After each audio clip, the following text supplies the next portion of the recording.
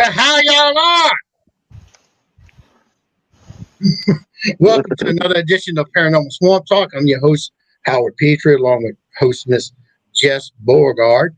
And Miss Rosie is not, she is on vacation. She's on vacation. Plain and simple. She's vacationing. She's probably in Maui or something. I don't know. And then tonight's guest, we have Mr. Wayne Gulwell. He's with How you doing, Spirits guys? Within. He's also going to be bringing 3 of his shows over to the Prometheus Network. An amazing man, amazing. I got goose pimples. He said, I've seen his promo, and he said he was excited to talk to me and didn't know who I was at first or what or anything. And he was excited about this adventure he's embarking on. And believe it or not, okay, let's see. No. Oh, I was wondering what's that about. Yeah, he's embarking on this adventure with us, and I appreciate it. And I'm more excited, I think, than he is, to be honest with you, because I've seen his shows. He's an amazing man, an amazing individual. Him and his team, I've seen his live investigations, and amazing. I mean, and of course, he's saying the same thing about us. I mean, he's having an opportunity to come over to America and actually doing this with us. So once again, tonight, Mr. Wayne Gulwell. How you doing, Mr. Wayne? I'm good. I'm good. Tell us a little bit about yourself. So my name's Wayne. I've been in the paranormal field for about 2 years, but been like doing lives. But I've been with the paranormal and doing stuff with the paranormal most of my life. Since I was a young kid. Have you ever heard of the books called R.L. Stein, Goosebumps? Oh yes, absolutely. I think everyone has, and I remember like when they very first got released, and I was reading them. And that got me hooked. That got me hooked on the paranormal, and from then it went from like the unknown and the fantasies, and it just went from there. It sort of connects, and it just went from there. So. I used to watch horror movies and paranormal movies and TV shows and done all sorts, So it's amazing. And then you go down to the road of the unexplained, like Bigfoot and the Loch Ness Monster and things like that. So you go through your urban and you go through that, and then you can go to the aliens, UFOs and stuff like that. So it's always connected to other like stories or journeys or whatever. So you're always looking for the next topic or the next thing to talk about. So the paranormal is amazing. I love the paranormal. Like I said, I've been in it for 2 years. I have a team called Spirits Within, and believe it or not, when we started off, I was a completely different person. Like I was so nervous, so withdrawn, so shy. Like I was reading history from a script and like from a piece of paper, and I couldn't talk properly. I couldn't do nothing because I was so nervous, But to coming from there and how I very first started to how I am now, and the opportunities that I've got with how it's given me for the US is amazing. So, like I said, thank you very much. Well, we thank you. So tell us about. I've seen like your shows where you do card readings, and you also do voice boxes. You do another show that's about murder mysteries, I believe you said it was, and then you do live investigations, of course. So I'd like this space to tell us a little bit about each of your shows, and that way we get to know you a little bit better. Sure thing. So I do card readings. I'm not a psychic medium. I never claim to be one. Weird things do happen when you do cards. So, like, to anyone, I think they can happen. I think you can absolutely open and connect to spirit. Like I did card readings last night or late, about 8 p.m. And I was giving card readings to people that I don't know. I don't know these people, and when I give people card readings, it's not like I'm like it's weird. Like I sort of have to say certain words or certain things, and I don't like claim to be a psychic medium, but when things come out, it's like they're talking through. Like sometimes when spirit talks through you, and they put things in your head, like words or whatever you have to say, you say it. So I do card readings for positivity. So that's my main base. That's where I do cards. Mental health at the moment around the world is awful. It's probably the worst it's ever been. And I do card readings for positivity to build those people up. To put some thought, to put some. You're welcome, Carl. You're welcome, buddy. To put good energy out there, to make people feel more better about themselves. Even if it's only like for 5 or 10 minutes, that can actually help someone in that day. So that's why I do it. I do card readings just for just to make them feel good about themselves. And I do spirit box. So I do sometimes I do spirit box when I'm on investigations, but I do a lot of stuff in my home at the moment because I'm literally on my own up in Yorkshire. So if I can't get out, I live in a town where the weather's really bad. Sometimes because I'm on top of a hill, a valley. So when it's bad here, it's really bad. I mean, the wind's really bad. Rain can be quite awful here. So if I can't get out and about, I normally do a spirit box in my living room. So and I call that connection to the other side, where I'll sit down and I might have a bowl of water, doing water scrying, dowsing rods, spirit box, and I'll just literally just contact and talk to spirit, and I will basically use things like the necrophonics, dead wave, power tech, and things like that, and I'll bring spirit through, and that spirit could be anyone.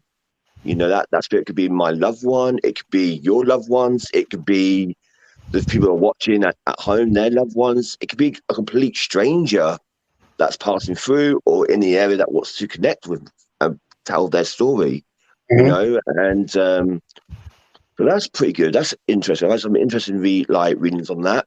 And I ask questions as well, questions that we don't normally ask, like what is the other side like? What is what is a transition like? Those are good questions to ask. Yeah. Have you seen God? Have you seen Jesus? Have you made contact with these people? All these energies. Do you meet any negative people? Are you a mixture or are you separated? How does it work? What's the process like? Things like that. So I ask questions like that. Did you see your own funeral? Things like that. So I ask questions because you got to have an open mind when you talk to spirit. You can't just be straightforward, like your name and all that. You got to be completely out of the box, step back, and that sort of thing. So I ask questions like that. Like I said, we're both amazing answers back. Fantastic. And then I do investigations out and about. I go to all sorts of locations around Huddersfield, where I live, West Yorkshire. The average building here is between 200 to 300 years old. So I do a lot of factories, derelict buildings, woods. I love woods. Woods are my favorite. The energy you get from woods are amazing. And yeah, I just go out and I explore, and that's what's about being a paranormal investigator as well. You go to a place that you've never known or never been to. It's about exploring, Yeah. And we get some good evidence as well. And then I have a south team as well. So I've got 2 teams in one. I have me up the north in a bit like Game of Thrones, I'm up the north. I've got a team down south by London called Milton Keynes, a little town, and they got 4 people there. So my mum is on that team down south. You got my sister that runs it, my brother that's on it as well with his girlfriend, and they'll go out and they do investigations. And if they can't go live, then I'll do a live, to back it up, sort of thing. So like Howard just said, I did one just recently called The Murder Files, where I'll do random lives. So I'll go on live and I'll do a Q&A, or I'll do a story time, or I'll do anything really, like mysteries, the explained, conspiracies, murder files, and I'll talk about all these things, and I'll put like a debate out there, so my viewers are talking to me and I'm talking to them. It's that interaction back and forth. And we, like Howard said, we've done one recently called The Murder Files, where we spoke about the serial killers. And I don't think America knows many serial killers in the UK. So I want to share that over. I mean, we know quite a lot through America as well. I spoke about a recent one that's popped up. It's on Netflix over here, called John Wayne Gacy, the Killer Clown. Oh yeah, he was a freak. Yeah. So we spoke about that, and we do a lot on that. But I've spoke about Jack the Ripper. We did the Fred and Rosemary West. We spoke about them, if you don't know who they are. And we did about Dr. Shellman as well, that killed over 250 people. He killed over 250 people. He was a doctor. And most of them were middle-aged to elderly, and he killed them, unfortunately, because he thought that if they're are dying or got terminal illness, then why should he be here? And he claimed all their will money, their will. So the money that they left behind to their loved ones, he claimed it. So, and then, so I talk about stuff like that. So I'm a bit of everything on those shows, Anything you want to talk about, I'll talk about. You know what I mean? So, yeah. Oh, my camera has decided to turn me red. I'm not sure why that is. Nope, usually that works. It did. It worked. It cleared up. There you go. But no, that's amazing, because I've only serial killer I know of from the over the pond is Jack the Ripper, and he's notorious. And to me, I think in the United States, we have so many known serial killers because they're so recent. I mean, you got the Son of Sam, you got Gacy, you got TBK. I think it's TBK. Yeah, TBK killer. You have so many serial killers here that it's crazy. It's crazy amount. I don't know if it's in the water or what, but just steer clear of the water, I guess. I don't know. Well, see, I'm a horror movie junkie, but I'm also a crime junkie. So I've listened to a lot of podcasts. So I've heard of quite a few of the serial killers that have been overseas in lots of different countries. So we haven't cornered the market. I'll just put it that way. They're everywhere, and it's always so interesting. Mm-hmm. Definitely. I mean, that's interesting to me. I mean, that with the serial killers and stuff like that. I mean, I'd love to hear that kind of stuff, but of course, it's not paranormal. So that's why we created this. One of the reasons why we created this production company is so that we can share those type of shows out there, because different people have different types of taste out there. Exactly. So that's what we're looking for. I mean, we're just looking for that type of podcast shows that we want to showcase. What? Yeah, you can walk past me. There's my beautiful bride to be. She's running on me. But anyway, getting back to this. Also, you do voice boxes. So what do you actually do with the voice box, just out of curiosity? So basically, how I set a voice box up, or how I do a voice box, is I haven't got one of those portals, and I really do want one. Okay, I've been looking into getting one. They're quite expensive, actually, and I do want to get a portal at some point, because that'll make my lives to the next level, sort of thing. You mean a portal, like a portal where the spirits come in and out of?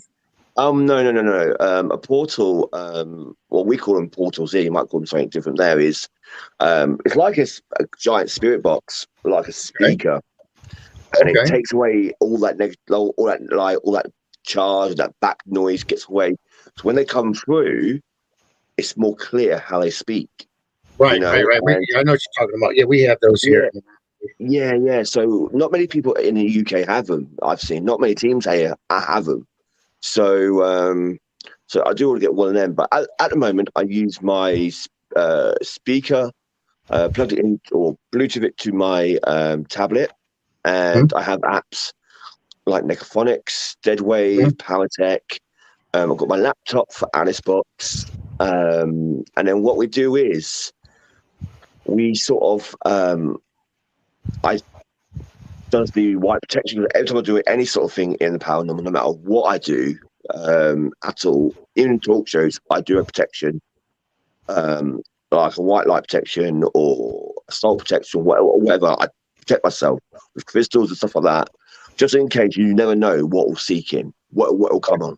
So you have to be 100% protective of yourself. And what I do is I sit down and I set up. I start asking questions. Do you have anyone here with us?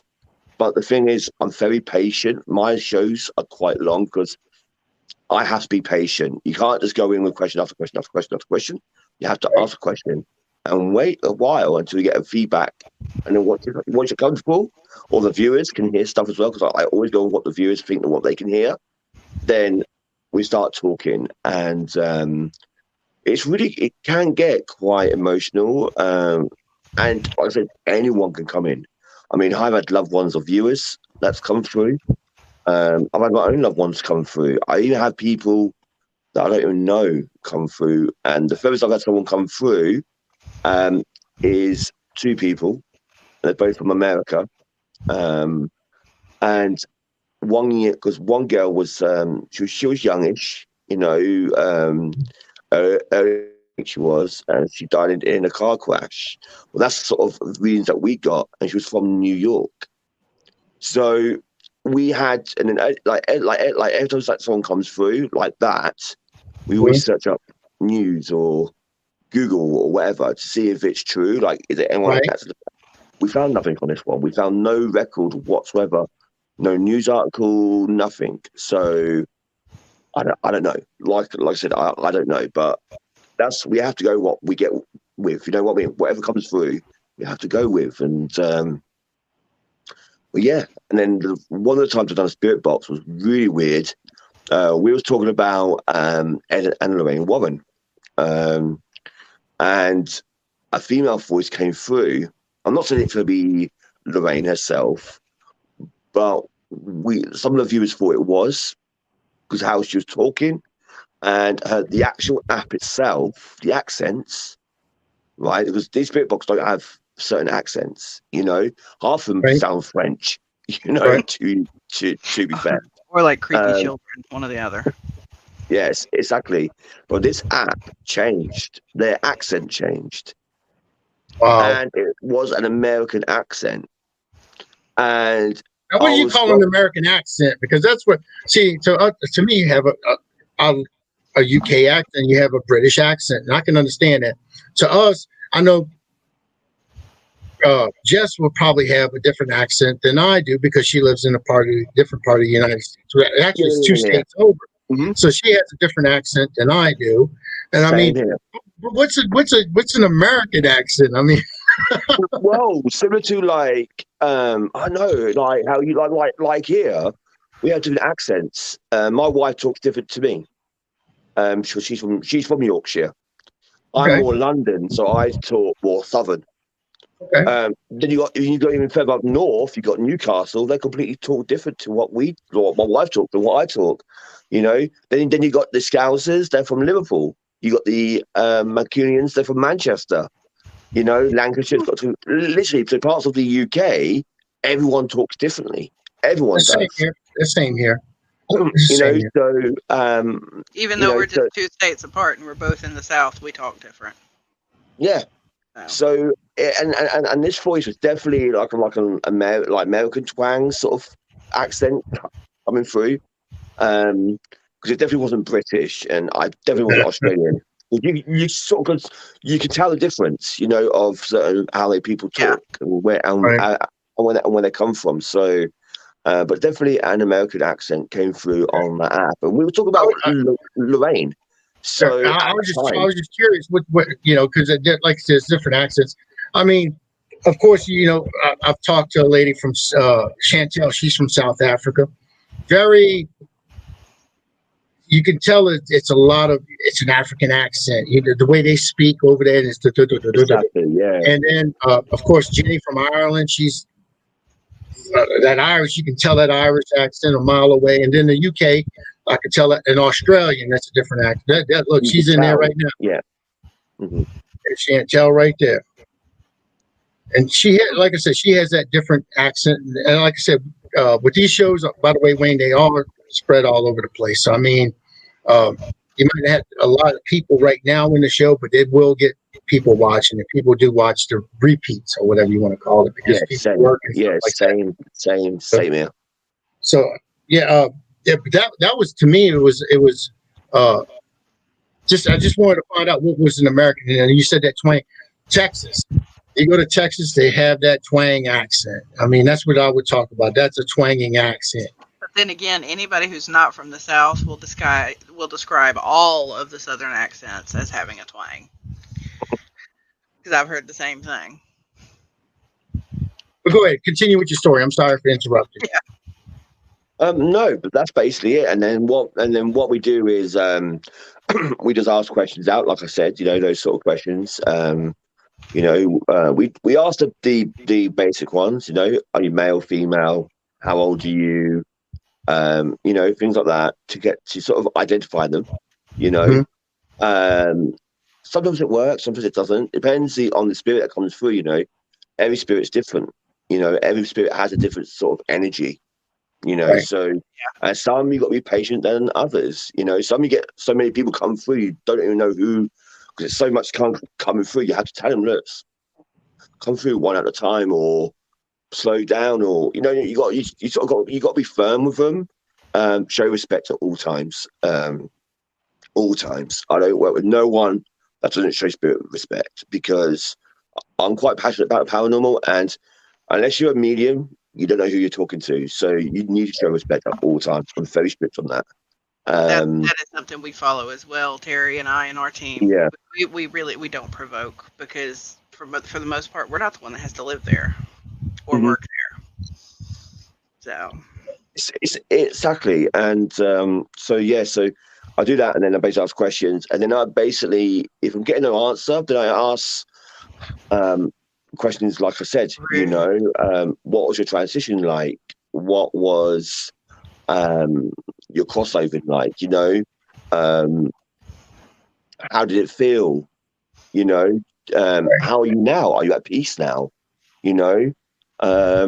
And so I ask all sort of questions, out of the box questions.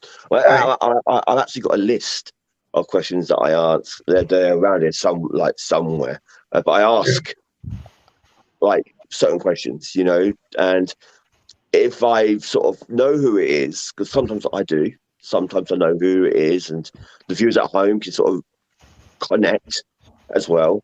But the thing that happened, actually, some crazy thing happened on my last time I've done this.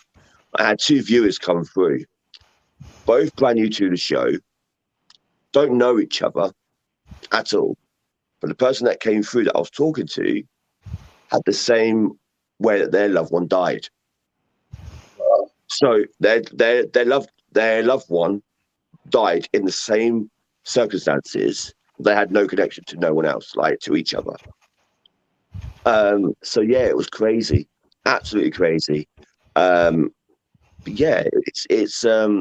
good as well. And once I get that loved one come through, because I have had viewers' loved ones come through, and they can relate messages back, and you can hear stuff as well. I also have objects that I hold up. So I have a cross. I do have a cross. I have a Bible and stuff like that. But I also hold up. It could be a banana. It could be an orange. It could be a remote. It could be my tablet. Whatever. I'll hold up an object, and I say, Spirit, can you please identify this object, this thing?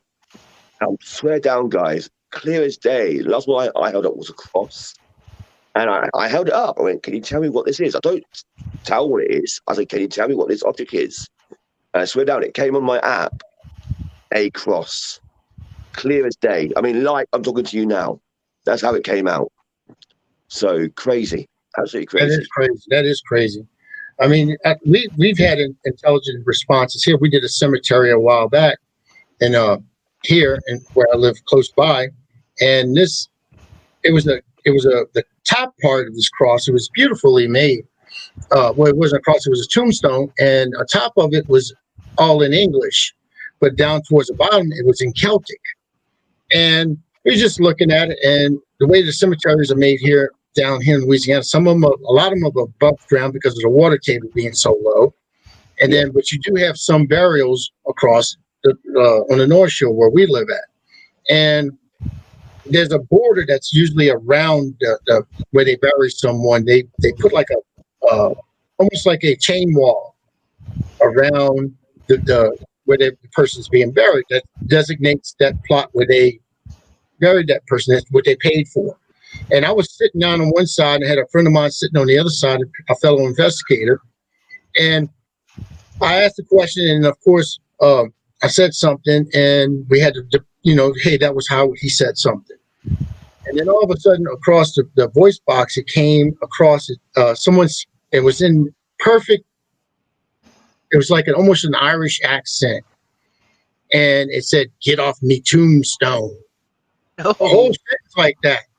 Well, Howard got up off that border, and Howard started heading his ass out towards the car. He was getting out of there because what was going on there, because this thing was scaring the heck out of me.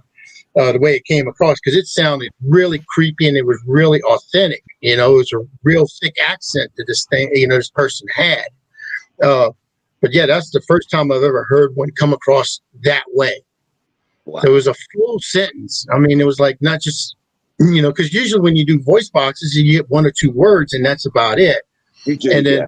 Mm-hmm. And then now I got a full sentence, and I'm like, wow, this is a strong presence here. It's time to get the crap up. Yeah, that's what Howard Petrie moved his ass. That's exactly right. Howard got out of there quick. You ever get your name called out as well on apps like boxes? I have had that happen. Wait, I wasn't even there. We have to. Yeah. I had. I always get Wayne. Wayne always comes out. Always comes out on the box. Like you said, on people's lives, my name comes out. On their boxes, but only once my full name came out. Okay, so I was at a place called Castle Hill. Castle Hill is in Huddersfield. It dates back to the Iron Age. And they've had evidence up there of settlements. So they've had tools and Iron Age tools found up on this hill. And there used to be a hunter's post up there. It's a massive hill up there. And on this hill is a tower. It's called Victoria Tower. It used to be a lookout tower. So when England was getting attacked by anyone above, like from the Scots or anyone abroad, they used to light the tower for a fire signal, and that would then transport to the next one. So down the country, they used to light these torches to alert London or whoever else nearby that we're under attack. So I basically went up there. I did a spirit box session up there. And you can only go up there to do lives a few times a year because it's so high up. It's the highest point in Huddersfield. It's so windy out there, so you can't really do a live because it's too windy. So you go up there mainly for the summertime or certain parts of the year. And I did a spirit box up there by the well that they used to take water from, and my name came out, Wayne, and then it came out again, Wayne, and then it's like two people talking. So one person said Wayne, and the next person went Gulwell, straight after. And it's always unsettling. And that was amazing. I was buzzing. I was so electrified. It felt so amazing that came out, and I wanted to know more, But I am going to go back this summer, just so. And I'm going to go back on the same day, about the same time, and see if I can get the same response again. Right. Nice. I mean, I actually done. We do over here. We do a lot of when you do an investigation. We sometimes, or a lot of times, we like to do what they call a live panel, and we can that way we can broadcast your findings or your investigation, and we can share it out to everyone. It's like if they was there with you. And I've never been there. It's on my bucket list, and I'm waiting on it. And it's actually at Waverly Hills Sanitarium, and they were doing a live investigation, and they came across a spirit box. It was a gentleman by the name of Scott Wilson. He was doing an ITC session, and I had my name called out like 3 or 4 times, Howard. And then I said, well, maybe it's a common name in Kentucky. I don't know. I'm giving it a skeptic point of view. Definitely.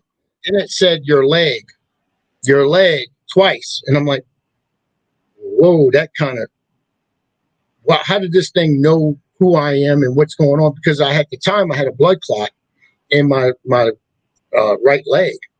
And I was sitting in there watching this, and it says my name, it's calling out a blood clot. And then it wound up attacking Scott, and he had to go outside and he had to get grounded, and he felt sick and everything. You know how when something attacks you, you get sick and everything. Exactly, he had to go outside and he had to get grounded and everything. And that was the one time that I've never been at a location that my name was actually called. So it kind of spooked me on that. So it's like Waverly Hills is calling for me. You know, it's wanting me to come for some reason. So I'm going to go as soon as they get Tina and Charlie gets the place back and everything gets settled over there. Matter of fact, me and Ernie Pack, he's one of the people that took care of that place, and he put his heart and soul in that place. And him and his wife both, and the SQs and Beth Allen, they put their heart and soul in that place. And one of the deals is if they win and get all this, when they win, I don't want to say when they win, Ernie and I are going to be running through Waverly Hills naked. So I'll probably pass out just on the front steps because I won't make it that far running through there. But yeah, that's one of the things we talked about. We're going to do that. So yeah, it's going to be a fun time when we actually get that done. But tell us some of the places over there where you've actually investigated that really is unsettling for you, that you had to say, well, wait a minute, this is just too much, and you just had to walk away from. I don't walk away. Come on, at least one you can't do that too. No. Oh, maybe one actually. Actually, probably one in the 2 years me doing it. Because I like saying that I like to challenge negative spirits. So spirits are basically make you scared because that's what they do.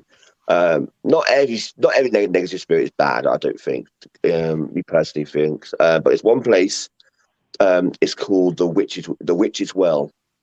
Well, that already sounds a little intimidating. And it's a holy well that's cursed. It's in here. It's actually in Huddersfield. You actually can search it up. The story's out there on the net. It's like a story, a folklore, local story. And what it is, you've got this well in the woods, and this well is on a side of a cliff, about 100-foot cliff, and you can visit it. You can visit it, but if you fall, you're falling quite far away down, sort of thing. So you got to be careful. So I went there at nighttime. I know, mistake. Nighttime by myself on a cliff. Dangerous and health and safety and all that. Definitely wasn't there. But I went to this well, and the story with this well is before Huddersfield was built, this well was here apparently, and they had a lot of farmland around. Farmers and stuff like that. And this girl and her father was walking through the woods one day, and they came across this well, and the father got distracted, or he done something like that. Something happened with the father. He took his eyes off the girl, and the girl found this well, and she sat next to it, and she started talking to the well, like talking to it. And the father was like, "Come on, let's go now." And she wouldn't go. She wouldn't go from this well. She wanted to stay at this well. And she then looked into the well. And when the father took her away, the girl said, "I want to be with her. No, let me stay. Let me stay." And anyway, the father got her home. And that night, the girl screamed. This is what it says. The girl screamed, unsettled, and she wanted to be with this well. Okay, or whoever's at this well. I mean, so the father took her back to the well. Again, the father got distracted. He was doing something else. I don't know what he was doing in the story, but the girl then disappeared. When he looked around, the girl wasn't there. And then he was shouting out her name. And as he went to the well, he actually saw his daughter in the well getting dragged down by this woman. And as he put his hand into the well, it hit the floor. It's only like a little dish, a little water dish. And he put his hand into the actual well and he couldn't reach her. And then she disappeared. And every time, well, of course, he's probably dead now, of course, but every time he goes back to his well, he always trying to call him out and thinking about that. That's it. No one knows why, but people reckon that well is cursed, and there's a witch that's connected to that well. I think I have found in just about anything that is called a witch's anything, it is almost always unsettling and cursed. Well, it's about that, isn't it? Like I feel most witches or claimed witches, if they were witches that were trialed in England, I think anything back then, if it's cursed or bad or anything like that, it was linked to the witch age, and not always the case. But when I went to this place by myself, I did investigations in there. I was there for about 30 minutes, and I had to leave because I walked in and I was by myself, and I felt eyes on me straight away. Like there was someone watching me straight away, and it got worse as it went on. It got more eyes and more eyes, and in the end, I felt like I was surrounded by just people or spirits, or I don't know what I was surrounded by, but I felt trapped. Because in this place, in this well, or in this place, it's only one way and one way out. So you can't go like a different route. You have to go back the way you came in. And I felt like that. I felt like I was getting blocked off. Like if I went that way or this way, I felt like I would see something, and it wasn't nice. And that's the energy that I got from this well it wasn't nice at all. It was very dark, very heavy, and I was scared. And have I been back since? No. I've been in the daytime, and I've been in like early dusk with my team, but I've never been back by myself. No. You haven't tried leaving any cameras out there or anything just to see if something might. I do want to get a wildlife camera that I can attach to a tree. And there's a tree opposite actually that I want to try and attach a camera to, and then just leave it there overnight and see if I can catch anything from this well. So but yeah, it's crazy, absolutely crazy, like the energy from this place. But that's the only place I've not stayed around for. I mean, I've been to other locations that that I love, but yeah, that's the only place I will never go back by myself. Understandable, I think. So, what would you say, out of all the investigations you've ever been on, which one is your absolute favorite that you have been on? I've got a few, but the one that stands out to me, I'm quite connected to the place, is called Haunted Victorian Woods, aka known as Beaumont Park. It's literally about 10 minutes from my house. It's the way to describe it. It has 3 levels to this park. So the top level is where the bandstand is, where the park is, where the caretaker houses, and the amazing views. That's all light, that's all good. I feel like good energy, positive energy, fantastic energy, and the more you go down the hill, because again, it's on a hill, it goes down, it gets heavier and heavier. So the top part, I've investigated it all, see, because it's got so much about the park. The park's opened in 1886 by the royal family of England. It's got a history to World War II. It's got blast shelters still in the park from the war. The bandstand there has changed, but the base of the bandstand is the original brick from when it first opened up. It has a ruin. The old entrance, the original entrance to the park, is an old castle gateway. So it actually is like a part of a castle. And it used to have a site in it called Castle Cath, where it's not there no more, unfortunately, but it used to be a castle. There's been deaths there, there's drownings there, and suicide there as well. And then at the bottom, you got the woods, and the woods used to be called Dungeon Woods. So it has that sort of feel, an eerie feeling. It used to have a train track and an old railway train track go through the woods. That's no longer there because people died due to rock slides. So it has a lot of history there, a lot of history of all sorts, of all eras are there. So yeah, it's amazing. I feel that park energy is fantastic, and It sounds like that's the part where I've done the spirit board there, the Ouija board there. no. I The don't number seven, the number 17 came out. Had no reference to the park whatsoever. I checked dates, people's names, things like that. I've even gone through their like their history and stuff like that. No reference. Number 17 has no reference to the park whatsoever. And then next morning, I woke up after the investigation with my team, and I noticed my neck and my shoulder was burning. And when we look, I was scratched. I count each scratched, and there were 17 scratches. Oh. And people say, well, would you go through bushes? Yeah, I did go near bushes, but they wouldn't have. I didn't get like stuck in the bush or something like that. I might have brushed against the bush, but they wouldn't cause 17 scratches like that. I think you would have noticed them. Noticed that happening. Exactly that. Scratch maybe, but 17. Yeah. So I took pictures of it, of course. I took screenshots and pictures of the scratches and stuff like that. But yeah, crazy, absolutely crazy. That's my favorite place to go to because I've had light spirits from all eras, all generations, and all types. That sounds interesting. I mean, why is it? I was wanting to ask this before. Why is it always a witch has to curse something? They got good witches out there. I mean, look at the Wizard of Oz. Exactly.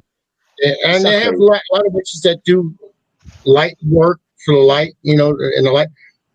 Justice one, Terry, and all those. They're witches, but they do all good. And I just don't understand why they always have to.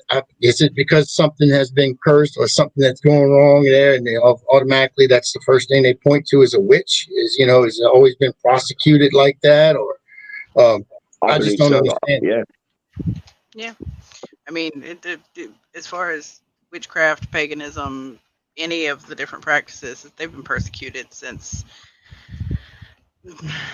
time immemorial. Basically, it's always a witch. If you need to explain the unexplainable, explain the bad, explain the negative things that happen, blame a witch. And like Salem witch trials, for example. I mean, look how many people died in that. I can't say just women because I think a man had they wound up torturing a man to death like that. Also, put stones on his chest, I believe, if I'm not mistaken. But this is a question. The tests that they did were double-edged swords because damned if you do, you're damned if you don't. Basically, if you float, you're a witch. If you sink, you're not a witch. You're innocent, but now you've drowned, so it doesn't matter anyways. So yeah, I feel like a lot of people back then that was called or claimed to be a witch or a male warlock. I think you call them all. Most of them also go by witches. Yeah, which of is a course. gender neutral term. Yeah. If they, I think most of them were killed, and they weren't even practicing in witchcraft or whatever. A Right. lot of innocent people died, and it was so easy back then as well. Back in the medievals, or even before that, where if, let's say, I'm a farmer, my crop died, my pig died of an illness. Back then, it wasn't known that these things were illnesses and stuff like that. If I had a crazy woman or a man in my village or whatever, they would have got blamed for being a witch, and then they would have gone through that trial. And back then, their ways of finding that to be innocent was crazy, absolutely crazy. They had no chance. They had no chance of, you know what I mean? So it's great. I have so much opinions on stuff like that, and I feel like, as I said, I feel like a lot of innocent people got killed, and yeah, I think witchcraft in itself. Yeah, you have some bad witches out there. I know you do, and like anything in life, you have good and bad in everything we do, and I feel that a lot of people are misunderstood, and I feel that they need to. Well, I can't really change the past; it happened, but I wish they sort of understand them a bit more. But like I said, back then it was black and white. You're either good or you're bad, or people were very straightforward back then. Let me ask you this: you're from the UK, and this is something I personally want to ask you, and it's totally off from. It's still paranormal. I would think it's paranormal, Okay. but in the UK, of course, you had in Britain, you had King Arthur and the Knights of the Round Table, and you hear a lot of things about dragons. Have y'all ever found anything to prove that there were dragons back then, the existence of dragons? I feel, see, that's folklore, and for people to like to say there was like the word dragon, or the word Bigfoot, or the word, any sort of folklore or urban monster, or Loch Ness or like that, where did it come from in the first place? Who thought of the word dragon? Did they see dragons? Did dragons used to exist? Did the Loch Ness, did someone see the Loch Ness to call it the Loch Ness? Dinosaur looking thing, werewolves as well, did someone see a werewolf to call it a werewolf? There's got to be some sort of, I feel, some sort of proof that these existed in a sense for people to call them by those names. I don't wake up one morning and say I've an imp, or whatever. It's got to be some sort of truth behind it, for it to be out there, like vampires, so like Dracula and all that. There's got to be some sort of evidence that these people existed, or these creatures existed at one point, Right. I've never seen any evidence of a dragon, like skeletons or whatever, but yeah, I just feel like, I feel like they could have been at one point. King Arthur and the Round Table and all that, no. I think that's a story. There's no proof in the royal family that there was King Arthur with Merlin and stuff like that, but they could have been. You never know. Folklores come from something that had to be. Somebody had to say something or seen something at one point. Exactly. It's like religion. I've got a big opinion on religion as well, but Me too. So it's like everyone's stories in a sense and passed down through generations. And yeah, I don't know. I feel like dragons could have existed like every other urban myth creature. There must be some factual to it for it to exist. Yeah, I was just curious. I mean, there was a thing a while back about giants here, and they found double rows of teeth and all this, these large heads and everything else. And I mean, it's like, okay, but did they really exist? I mean, that was the question. Was this fake, or whatever the case may be? And you never hear the evidence of it. It's always brushed off. You never hear what's the outcome of something like that. And to me, I mean, something like that, it's just, especially with like saying Loch Ness. I mean, there's video proof. People say, well, I took video proof. Lots of it's fake. Lots of it they just can't explain. Just like with Bigfoot. There's people that go out there and they take pictures of Bigfoot all the time. And, they see him run across a road. If it's fake, is it someone who's just running around in a Bigfoot costume? And that was one of the things I was always wondering, because I've never heard of anything, and I don't think nobody's ever asked that, whether anything that you could say, because you do live there in the UK, and you can, I'm pretty sure if news like that was to ever come out, y'all would be the first ones to know about it. Now, over here, we wouldn't probably hear about it. It'd just be brushed off, or the way things are in the world today, you just won't never hear of anything, any kind of discoveries like that. Exactly. I think most urban creatures, we have got no evidence that they exist. We've got no proof of bones or structures or anything like that. It's not like the dinosaurs. We knew dinosaurs existed because we got bones and we found bones of dinosaurs and stuff like that. So we know that they existed. We don't know what they look like. Some people say that they look like lizards. Some people they're more like birds. So we don't truly know what they truly look like. We can only go on our imaginations. But I feel that, I don't know. See, I get into all sorts of topics and conversations when I talk things like this, but multiverses, multiple Earths, and things like that, and crossovers and things like that, and other dimensions and other realms and things like that, So we talk about the paranormal and stuff like that, and how we can communicate with spirit and stuff like that. We know some people say we're not talking to the dead. We might be talking to people in the other realms or other dimensions, and it's all that comes into it as well. So you got to look at that sort of side of things, and then you got to look at, in these realms that we're talking to, are these creatures that we've seen here, have they been seen like a spirit in other realms? So is there like other Earths out there or other dimensions that have dragons, that have these mythical creatures, vampires and werewolves and things like that? Are they exist in those realms as well? So it's all what ifs, because we can't really prove nothing. With the paranormal and with it all, you have to be open-minded. You have to be completely free to wander with your mind, and it's all what ifs, because no one knows for sure. It's all theories, basically. It's all theories. That's all we can come up with. Yeah, definitely. Everything we do in life is all about theories and stuff. It's like aliens and UFOs and things like that. Like, who knows? So yeah. I mean, that's one of my theories. I mean, I thought about this, and if a person dies, and of course their soul leaves their body, because that, to me, that's something that's electrical. And just because the body dies doesn't mean the spirit dies. And of course, that's where you have spirit, ghosts, or whatever you want to, entities, whatever you want to call it.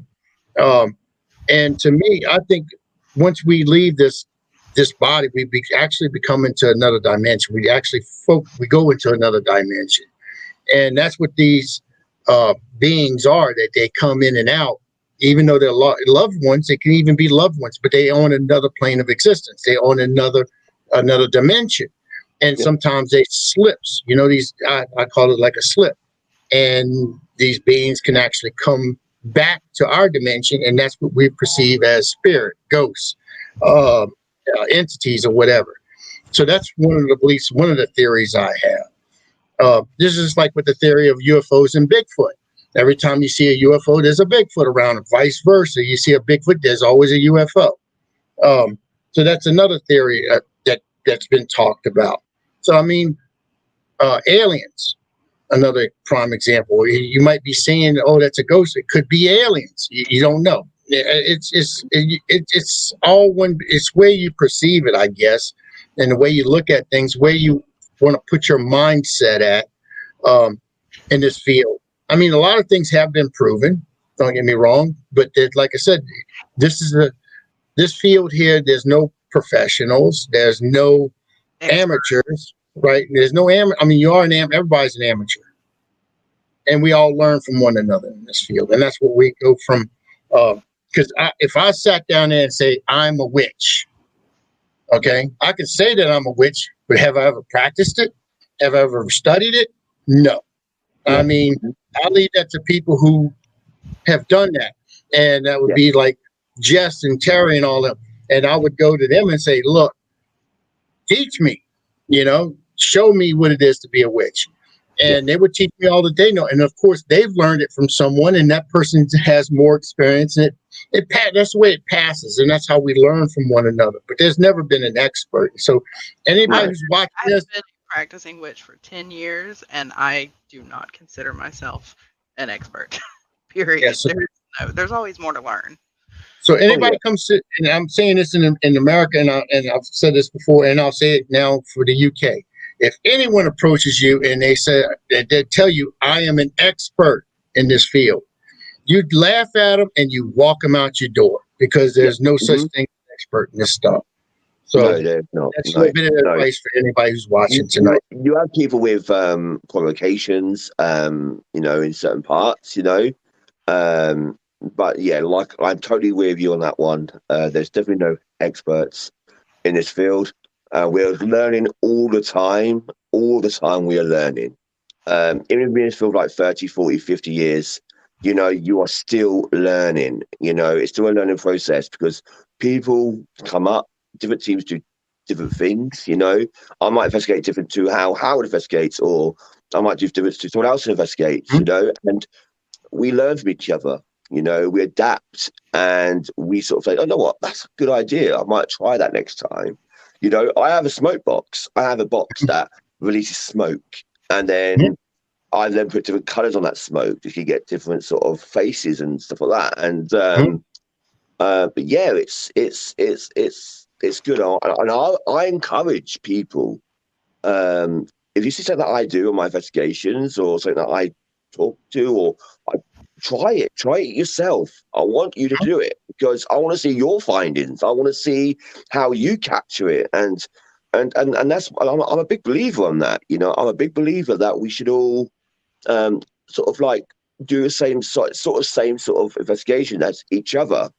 Then we can work on our own findings and then rejoice in that, But unfortunately, it doesn't happen, and I don't want to talk about drama or whatever, but there's a lot of negativity in the paranormal, especially over in the UK, where there's people think they're better than everybody else. And yeah, it's not. I don't put myself in one of those people, but it happens, And I just say to the viewers at home and few people that are watching, be open-minded when you go into the paranormal, and think that people are different. Everyone's different. Okay, so yeah. Well, welcome to America, because we have the same thing here.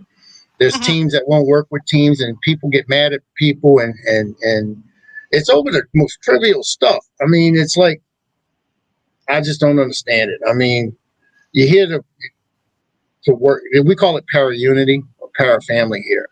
That's what we call it here. And there's a lot of people. Let's talk about egos. That's a good one, Steve. There are a lot of big people in here that have big egos, and they think they're better than everybody else, and they won't share the evidence. They won't. It's all theirs and nobody else, and and that's not what this is supposed to be about. This is supposed to be about sharing your evidence, talking.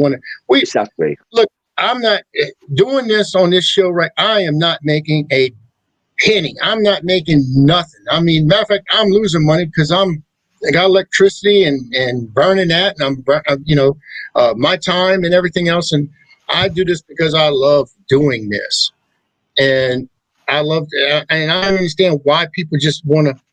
I understand that some people just don't gel with other people. Hey, you don't have to talk to that person.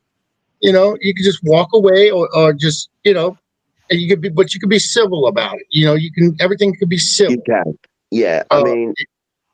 I go by a metaphor.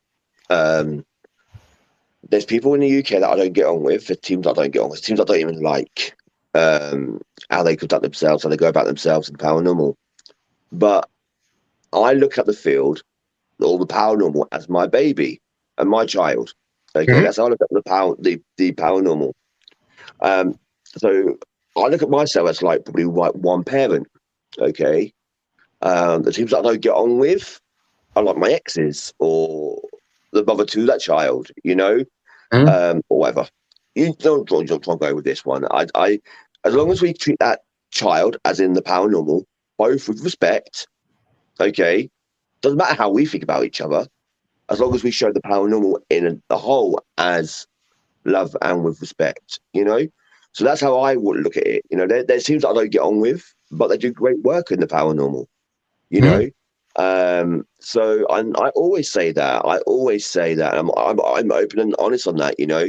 There's teams that I do not get on with in the UK. They do amazing work within the paranormal, and I will gladly say that to them. You know, but there's teams out in here that don't do good work, but that's everywhere. Ego, and that was mentioned, big time, big here.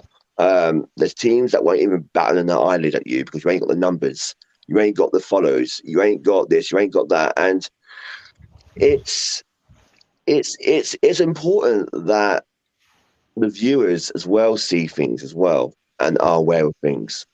You know, um, I don't do it for drama. I don't do drama, but I do awareness.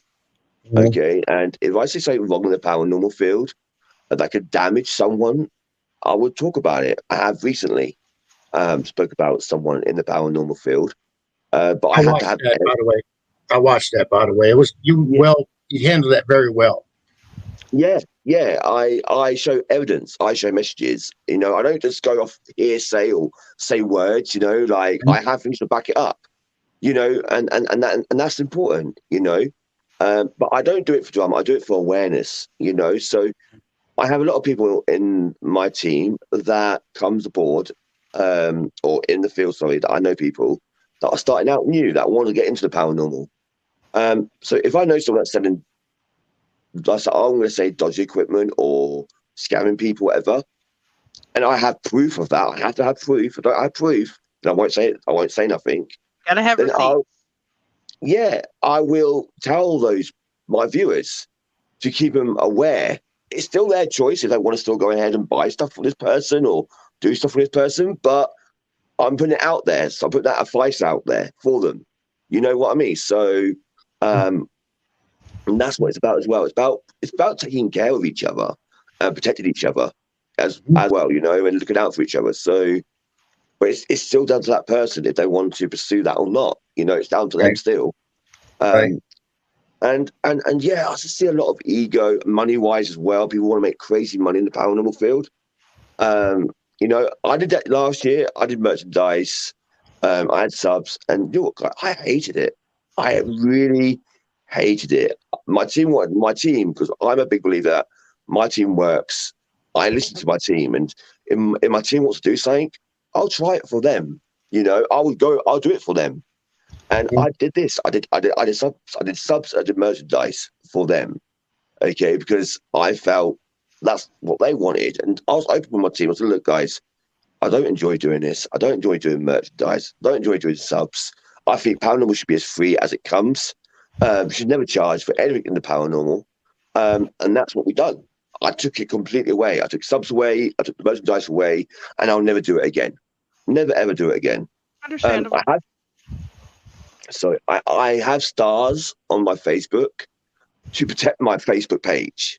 Mhm. Um, I see a lot of pages getting taken down through jealousy, through spite, through other people's armies, reporting pages and stuff like that. And it's wrong. So I have stars on my Facebook to protect my page. I never ask for stars. I never promote stars. It's Yeah, I there. noticed that yesterday and today. You got on there and you basically say, "Please, no stars." And Yeah. you kept repeating that, and I was like, "Man, this is admirable." I mean, you sit down there and you have that, and I understand what you're coming from. That Mhm. what the heck going on here? Okay, What happened? this is something with this thing here. Okay, I got it. No, I understand what you was coming from with that, and to me, that's admirable. I mean, very admirable that you're doing this, and you're not doing it for money. You're not doing it for. You're doing it because you love doing this, and that's what we all should be doing. And then another thing is, why charge someone? We're supposed to be out there helping people, plain and simple. We're just supposed to be out there helping people, and that's what I got out of this. Got into this. It's because you're helping people, and they got a problem. Hey, you go out there and you investigate their home and all that stuff, and down here anyway. One of the investigations we had, they kept insisting, well, y'all got to eat. And then, down here in Louisiana, that's what they do. They love to feed you. So that's what they did. They wound up feeding us. So I was like, oh, wow, you got a free dinner out of it, but besides that, it was, I'm trying to see pictures. Okay.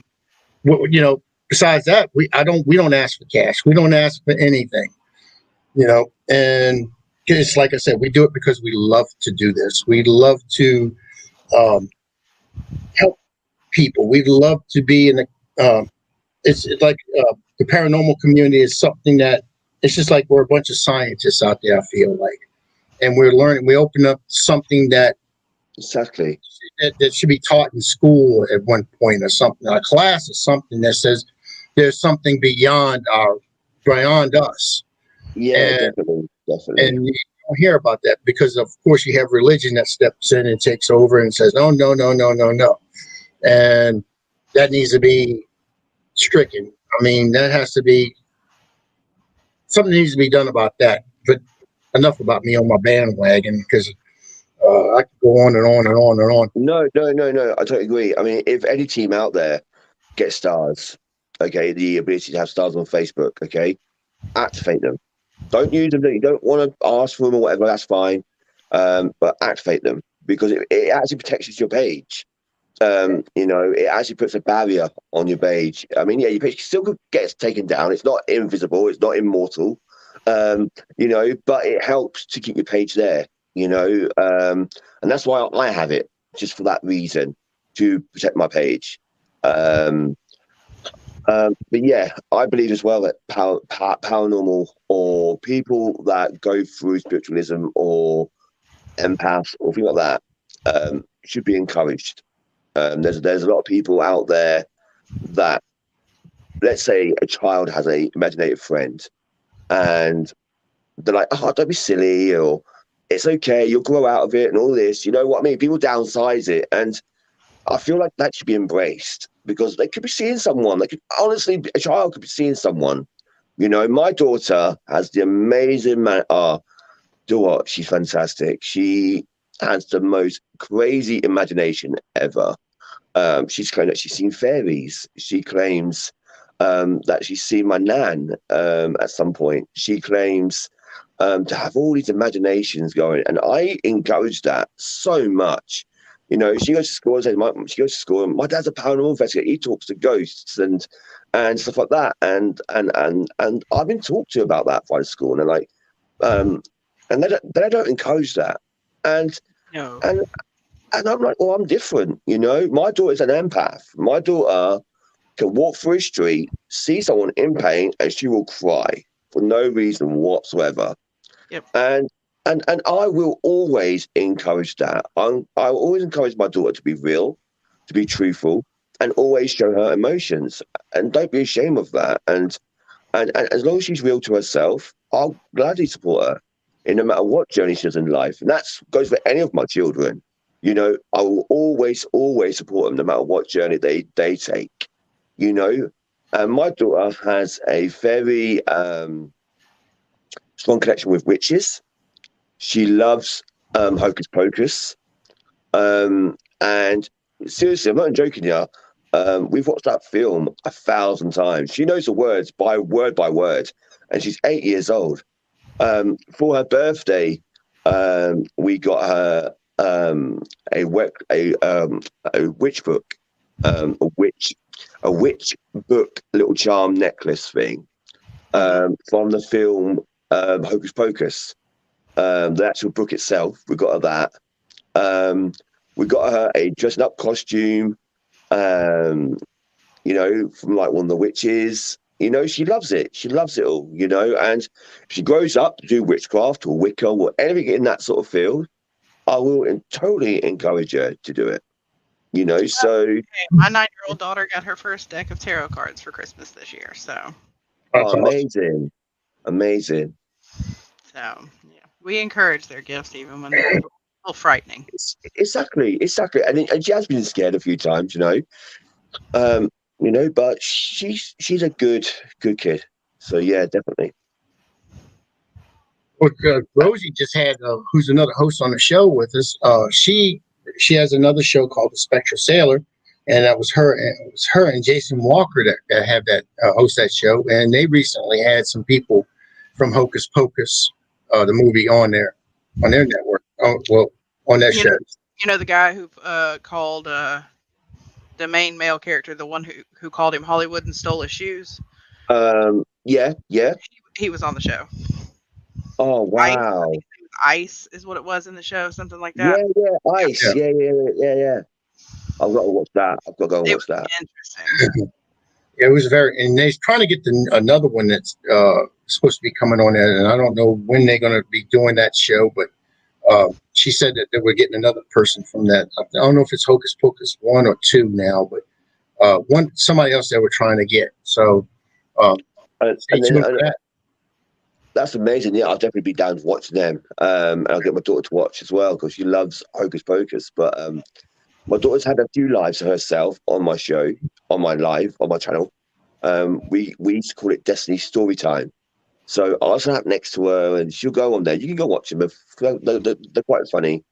And she'll just talk about Disney or a film that she's watched. So she's watched Encanto, and she'll just talk about that film. She'll literally just go off and just talk about it. And she loves the camera. She loves doing all the film work as well, what I do. And she just loves it all, and she also takes two stories as well, like Fish took like Beauty and the Beast and Cinderella, and she combines them into one, and it's like her imagination going crazy. And so we have, because most of my viewers, they have children themselves, and it's a way of a child talking to children.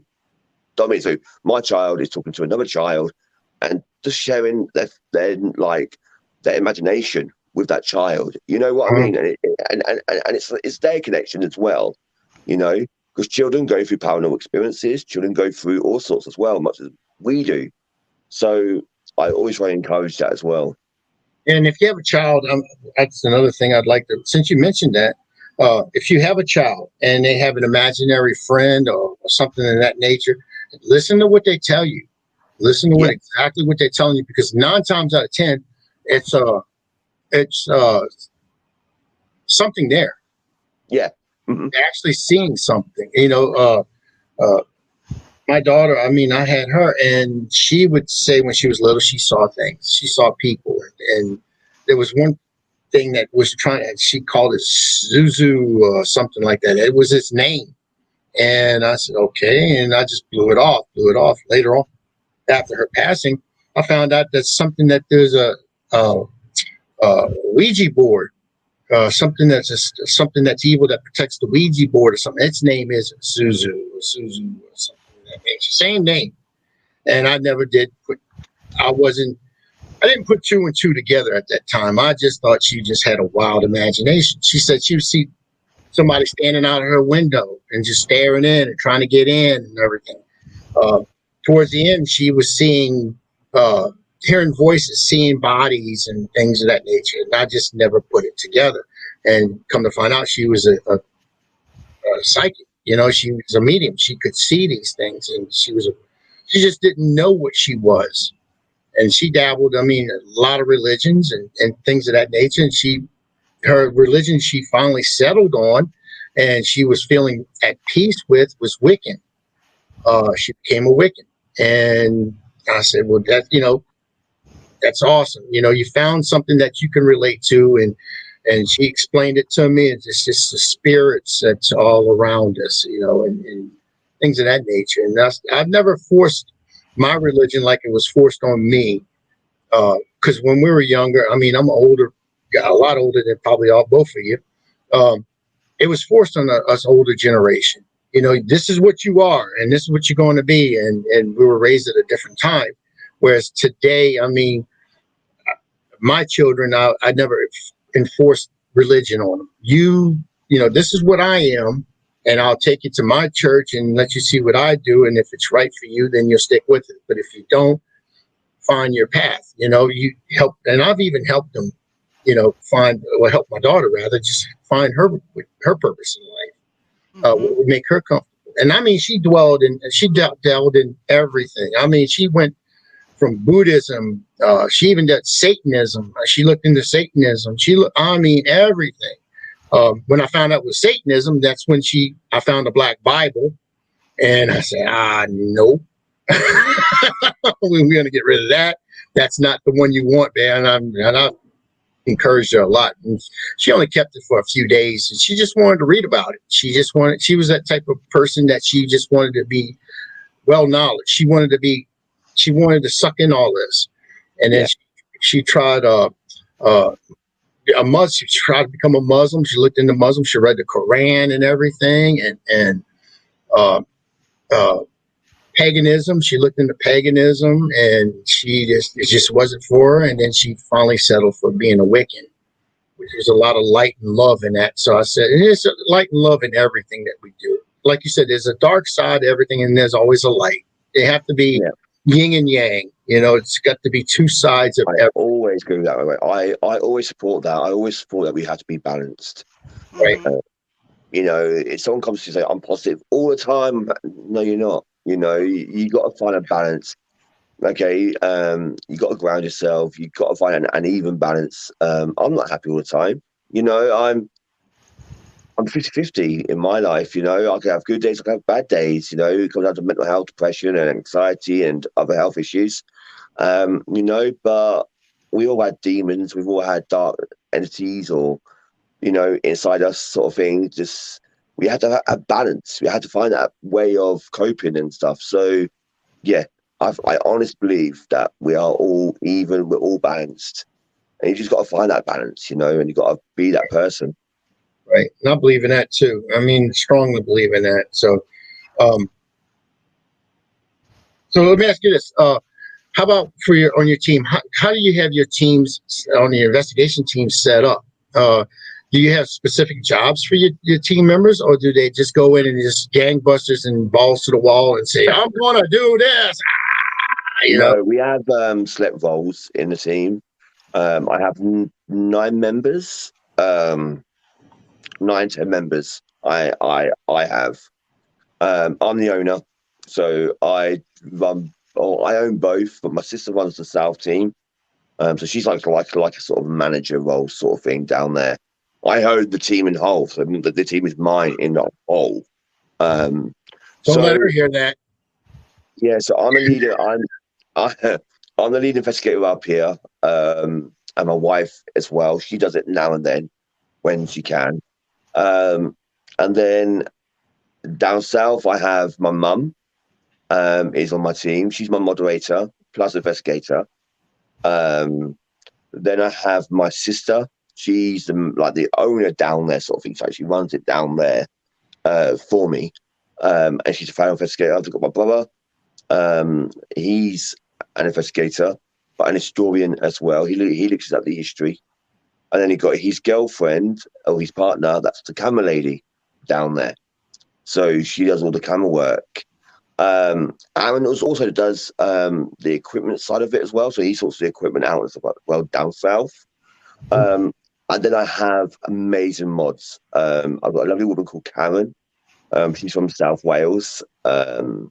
She's my moderator, more like a second mum to me.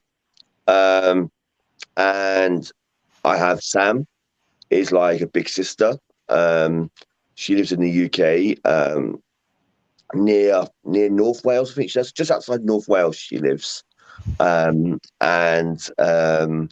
she's a moderator for me, and she does all the history stuff as well. So she does quite a lot actually. So she does. On my Facebook, you might see posts of locations and y'all just seen that?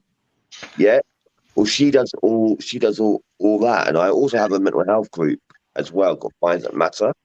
And she puts up things up on there as well, like positive daily quotes and things like that. So they work between themselves. They're really good.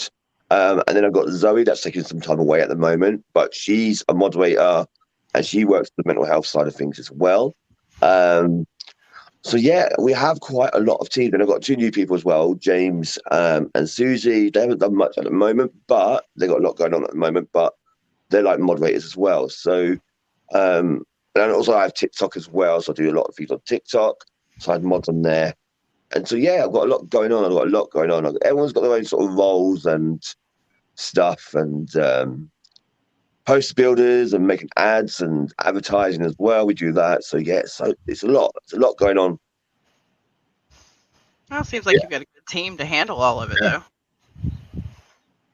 Yeah, definitely. Great. Like I said, it wasn't for my team, I wouldn't be here today. So my thanks go down to them. And also the viewers that watch us week in and week out. You know, it's all comes together, you know, and it has us like gel that connection. Mm-hmm. Something in here didn't like what we were talking about because the light just turned itself off. Saw that.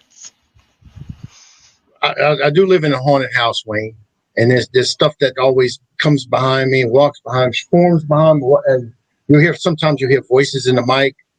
I mean, it's just weird. I mean, I've got pictures of things that happen in this house, and it happen at any time. I mean, it's weird. You know, that's how hauntings are. You never know when they're going to creep up on you or not. Exactly. I mean, I was sitting in here playing with a Jacob's ladder one night, and I was showing him from what I got from these ghosts, and I was just playing with it, and all of a sudden, right on this side right here, I had a big form that just showed up. It just came. It started out from nothing. It just came and it grew.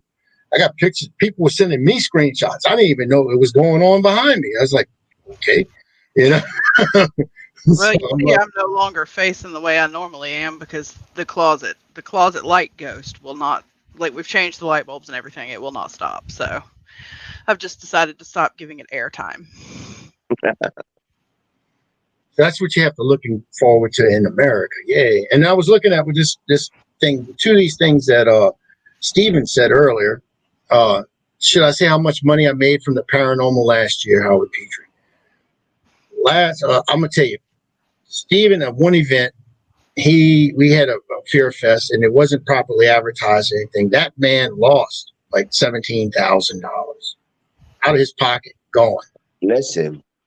And you don't make money. That's one of the things. You come into the paranormal field, you look into it's a very expensive hobby.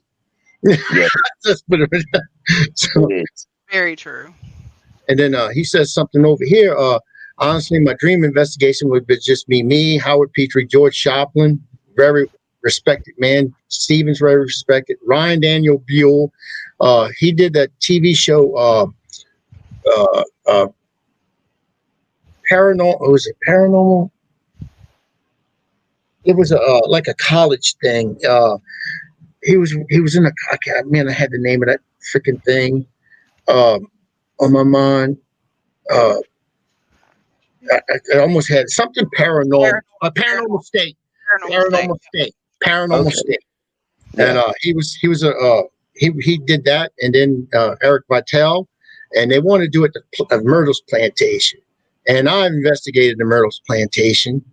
There it is. He just said it, Paranormal State, and I did that investigation there, and was with the team I was with at the time, and I tell you, the way they have it set up now at the Myrtle's Plantation, it is a great way to go in there. And if you want to learn the history of the place and everything, it's great. But when you have to do your investigations, it's late at night. I mean, this is like 2 or 3 o'clock in the morning, because every hour they ring this bell, like a school bell, and they walk through the whole thing. And it doesn't end till about 10, 11 o'clock at night. So you really can't set up nothing until that time. But around the place is very active. Besides all the noise and everything, because now they have a restaurant on the premises. So that's staying, and of course you have drinking, and then it's a weekend and people out there partying and stuff. So you really can't do any real time investigations till that late at night. But me and my fiance went into the back of where the slave cabins are, and there was a big clearing back there, and it's dark. And the only thing I had was my torch, and because I say we say flashlight, but I'm just trying to say it like y'all would. It was your torch, and I had a Mel Rita and a K2, and she had her torch, and she just had a little K2, and we was just starting back into the paranormal field, and didn't have a lot of equipment, and she's out there, and all of a sudden along this tree line, it's a clearing with a tree line in the back, and you see these like fireflies coming out. It almost like it was slow at first, but all of a sudden these fireflies started coming out. Hey, Greg, how you doing, brother? Started coming out. And when that happened, it's like they got more intense, and then you saw these two figures, one right behind the other one. The first one he was a real big guy, or big thing, and you could see the large brim hat, and you could see he was holding something. You could see the extension of it. So that, to me, that's a musket. That's the first thing that popped in my mind, a musket. And he went one way, and then this other one with a smaller hat, you could just see the outline because they were really dark. You couldn't make out anything. You could just see the figures. And he was holding a musket the opposite way, or something in his hand, and he went the other way. Well, I turned around and I said, Jackie, did you see that shit? And when I did that, because she was right on my shoulder. And when I said that, I turned, and she was already about 500 yards behind me. She done took off and left me in the woods by myself. I said, you're a real good paranormal investigator, lady. I'm going to tell you that now. We had that happen on investigation, too. We were doing a spirit box session at that house that Terry's parents own. We call it Graceland of Alabama. That's a long story, but we get up to the closet in the attic area, and through the spirit box, just clear as day, leave now. And my friend, I was holding the spirit box. My friend, who we're live on Facebook, they're holding the phone. They threw the phone at me and barreled through 11 people to get back out of that attic. So, oh wow, rude. Wow. I mean, in the UK, they do have a lot of older places there, and they do have a lot of castles, and I'd love to go to Ireland, England, Scotland. I'd love to go see all those places. But here in the States, it's newer. It's not as old like the UK, Britain, but it's not. But we have probably more that's going on here than you can ever see. I mean, you have to look at Ireland. It's on an island, so it's contained to that island. You have the UK, it's in it, you could drive through UK within a few hours through the whole thing. Yeah, about half a day you could probably go from bottom to top. Oh, you could not even think about doing that here. Not from one side of the country. No, it's going to take a couple of days. History too. We have so much death here. Mm-hmm. So, I mean, the whole South, you have to remember, it's not, you have the biggest cities like New York. Yeah, there's a lot of death. You have Chicago, that's a lot of these big older cities. Down the South, we had so much history down here. We had slavery. We had fires. You had hurricanes. You have all these things that cause massive deaths. And it's not just one place. It's throughout the whole southern region. Do you think that your land's cursed as well because of I heard stories. I've spoken to a few people from the States in the past about taking land from the Native American, like the natives, and they put curses on certain lands throughout the States. There are times where we Skinwalker Ranch. Mm-hmm. Yeah, I've heard of that as well. Yeah, so. Like I said, our history here goes right back, even back right from the Romans, even beyond that, So, but like I said, with America, it's quite newish to us, your history because of. Come on over. Hell, we show you a good time. I would love to. I do. If I can get to America tomorrow, I would. I've got If I some get over locations. there, I would. I'm the same way. I'd go in a heartbeat. I'd be on a plane. Yeah, I'd say one place you have to visit when you come here. London's not bad. It's just too busy for me, London. But it's good. It's good. Its history. It's fantastic. But if I was to visit somewhere in England, have to be York. City of York is a gold mine for investigation. It's got mystery. It's got a lot of death, a hell of a lot of death. And it goes back to Vikings, even further back, but it goes back to Old England, Northumbria, and stuff like that. So York is a gold mine for Viking lovers, and it was basically in the Viking period. It was their go point for exporting goods in and out of England from England to Scandinavia. So, and York was like their base, was their home base. And in York, they got a centre called the York Viking Centre.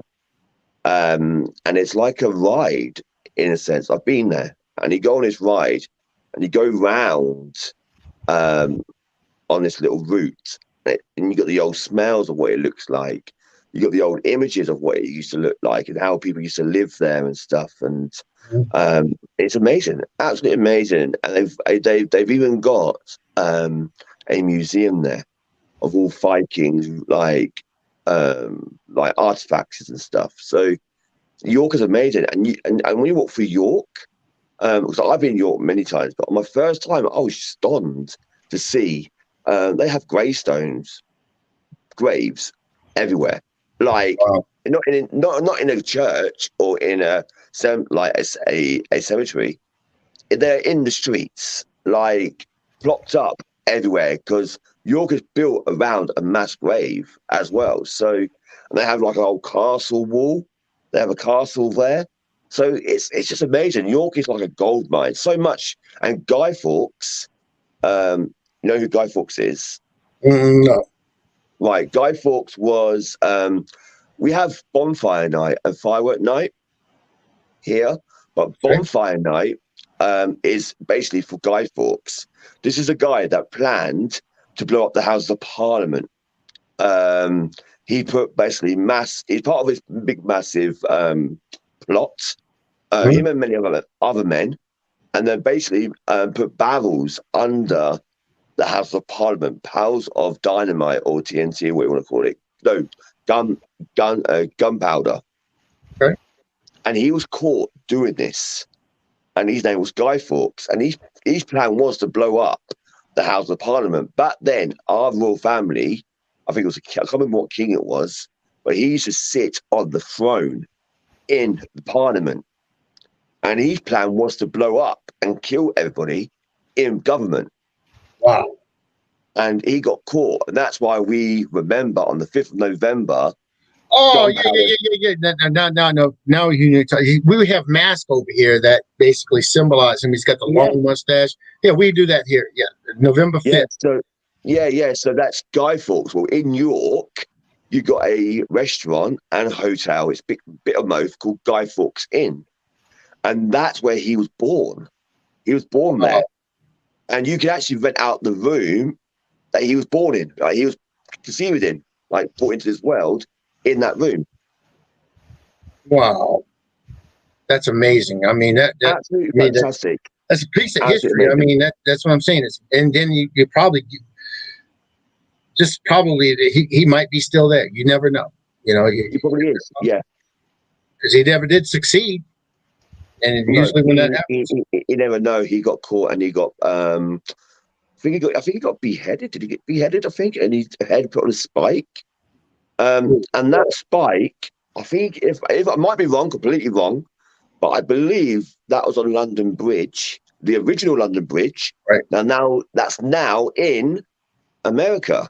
Yep. Wow. Let's go to London Bridge. We're going to go to London Bridge over here. Where is it at? We'll find out. I'm going to find out where that bridge is. Is it New England? I think it is. I might be wrong. But it's the original London Bridge is in United States, Because our London Bridge is not the original London Bridge.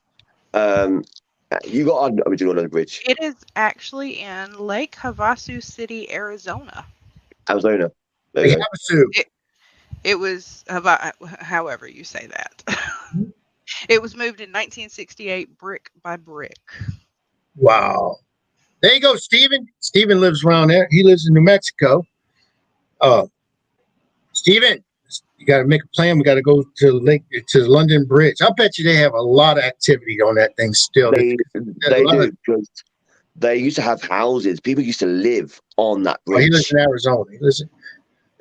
Stephen lives in Arizona. So see that? Yeah. Yeah. So that bridge is pretty cool, and it still has you can walk on the bridge. I think you can, and inside there used to be like an old secret gateways inside the bridge as well. That's still there. People claim, because I watched Ghost Adventures, Zach Brannon, he did a bit of there. Zach Baggins. That's the one. So yeah, we don't like Zach Baggins. I know. I'm not really fond. I find him to be amusing. I like him, but like the thing with TV shows, they're good for entertainment. Yeah. That's what I see him as. Factual paranormal stuff, I don't really. It's like maybe so, maybe not. But entertainment's fantastic. But I saw, the only reason I know this is because I watched one of his shows that he's done London Bridge in Arizona. So I've seen the show, and I went back and I Googled it, and I found out, I read about all the history, and yeah, they used to have houses on London Bridge, and they used to live there, so, and people used to have spikes. They used to put behead people and put their heads on spikes on that bridge. Ooh. Oh, there it goes. Kindred Spirits. Joanne says Kindred Spirits, Wayne. And then, yes, he did a show there. That was Crystal. Of course he did. Of course he did. He's been, I've done a show here. That gives the paranormal field a bad name. It does. I mean, I don't know if he's trying to do it out of, if he's really trying to be something or somebody, but he's gotten. No. Yeah, exactly, Stephen. He's an excellent entertainer. He's an excellent That's what these people are. You had things over here called Most Haunted. Again, I don't really like the show. I think it's a load of BS, but it's good for entertainment. That's what it's about. It's you have different categories in the paranormal. You have the actual scientists that go out and debunk stuff and do stuff, and real investigators that go out and do stuff as well. Then you've got the entertainments that will go out and they will just entertain. They'll give the audience that thrill, that seeking, that what's going to happen next sort of feeling. I mean, personally, I'd rather clean the lint out of my navel than watch, Zach Baggins. I'm just saying. I mean, that's more entertaining. Oh my Lord, that man. I'd love to. Me personally, I'd love to investigate if I had a chance. Of course, Stephen named all three. That's a good. It's a good dream. I would have to add one. Me personally, I would love to have Osborne on there, Jack Osborne. He's legitimately looking for something. I mean, he really is. He doesn't do it.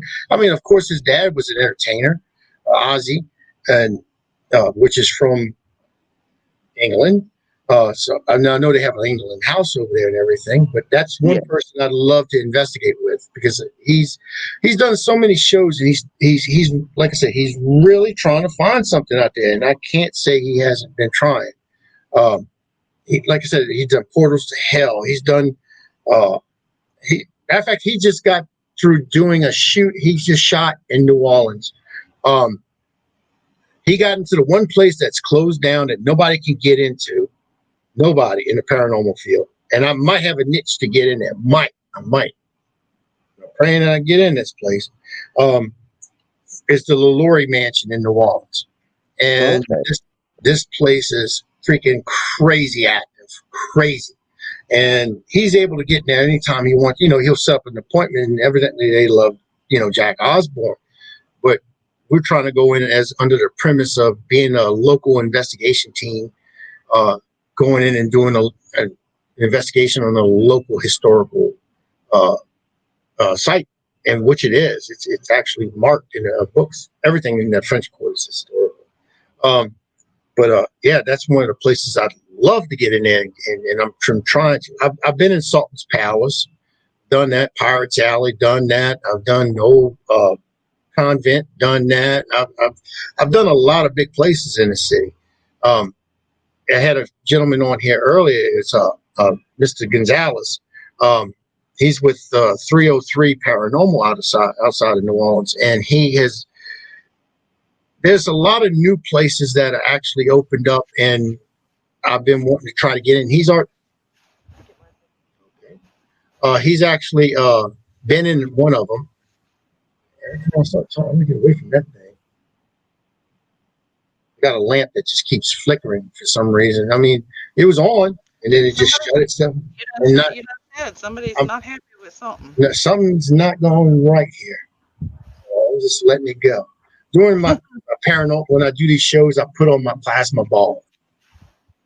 So I try to stir up a little energy that way. But then, of course, I never should have messed with that freaking Jacob's ladder in here. That was a mistake. But yeah, I've tried. Where was I going? I really want. He's an amazing individual. He was able to get right after Hurricane Katrina.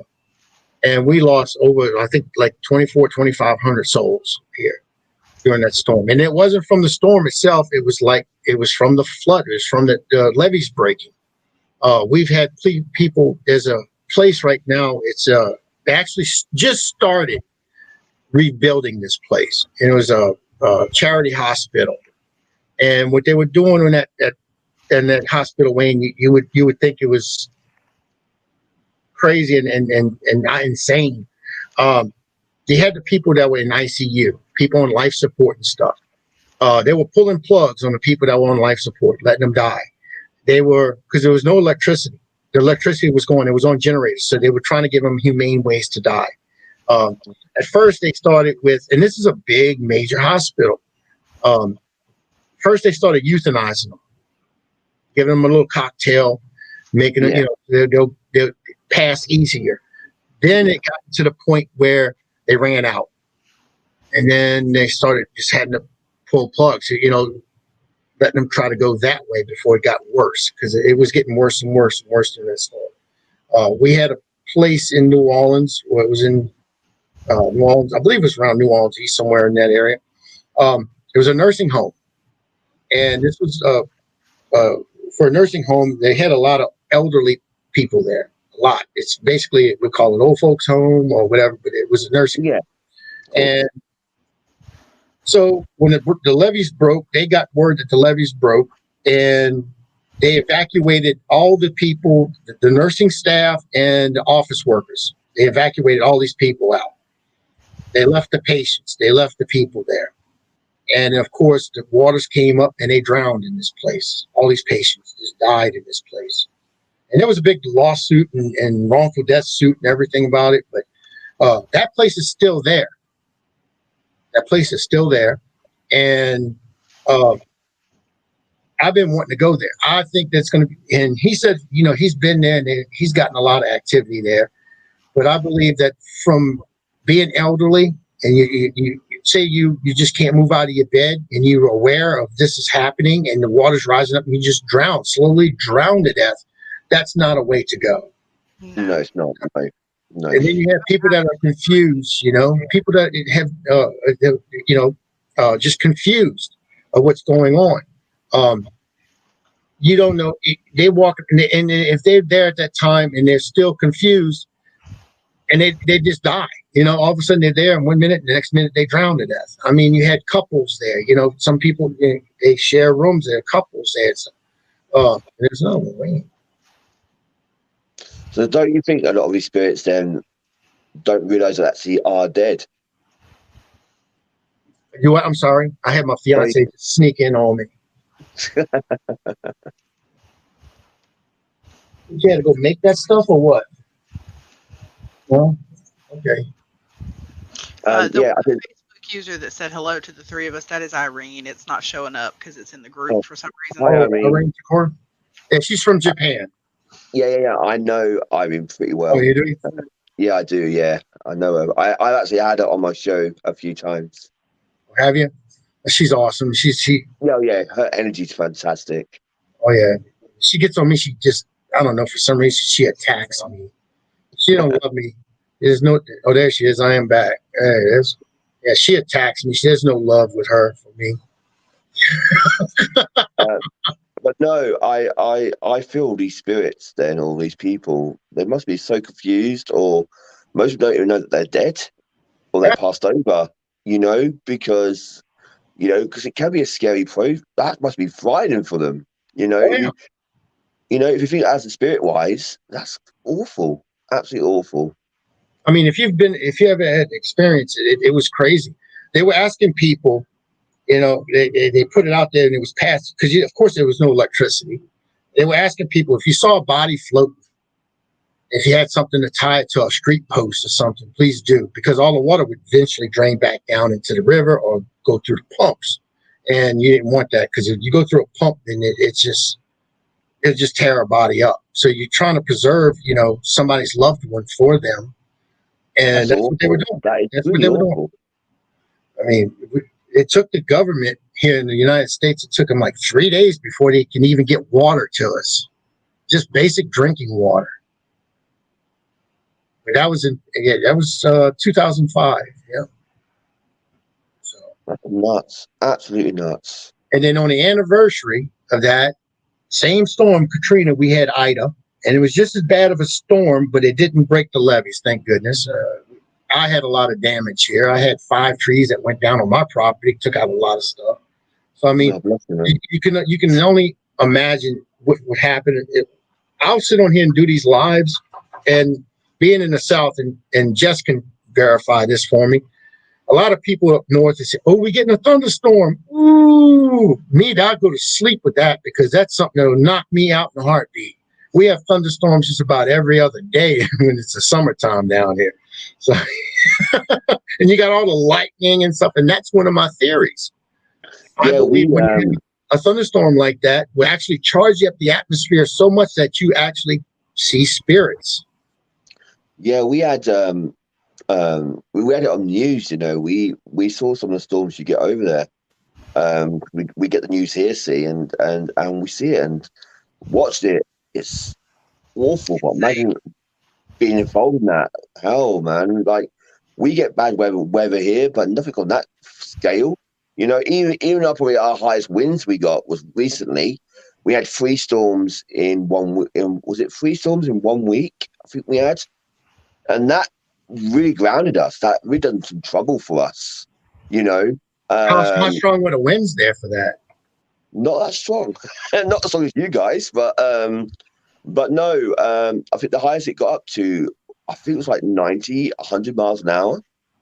75 is a category 1 storm for us, a hurricane, category 1. Yeah, see what I mean? So that would flatten us. You know what I mean? So, but yeah, it's crazy. Like, we're like when it gets to like that high, it's risk to life here. Everything goes red, and literally the whole country was near enough red, red or amber, and it's crazy that like. If we go over there now, what you get is probably like minor to what we get. You know what I mean? Like what you guys over there get like 10 times worse what we'll ever get here. But yet we're scared here over what you think, oh, it's only a bit of minor. It's only a bit of rain, guys. You know what I mean? Like that's how it is. Same way with the north and south here. If we get snow down here, we shut down. Period. We don't know what to do. Hey, George. But up north, they've got 13 inches, and it's nothing. Yeah, I know. I mean, we don't even get that much snow here. We'll probably get a foot or 2, and that's it. We get like 2 inches, and we shut down. Yeah. I'd like to introduce you to George Shoplin. He is one of the most amazing individuals that I've ever met. He actually worked with Zach Baggins at one time. Oh, So, okay. Hi, okay, George. and uh, he is such an amazing person. And talk about positive energy. You love that. He is Mr. Positive. Para Unity, he is all about it. I mean, he is. I say he wrote the book on it. I mean, basically for us. I mean, this man is an amazing individual. I'd love for you to speak with him one day if you had ever had Oh, a chance yeah, to. definitely. If we get a chance, definitely. He's always, if you ever friends with him on Facebook, something, he always leaves messages of good feelings. It's always very positive, very good feeling stuff. And That's like I good. said, That's good. you need to read that. I mean, just talk to him one time. Or just, matter of fact, we did a live with him, and he was in Mineral Wells, Texas, this past weekend with Steven and his wife, and Steven's wife, and Phoenix Jansen and her husband, and everything. And it was amazing. And it was all about. They had people from the UK. They had a man from the UK that was there. He was in Mineral Wells, Texas. He was just there. I'm from the UK, and he was just wanted to investigate this place.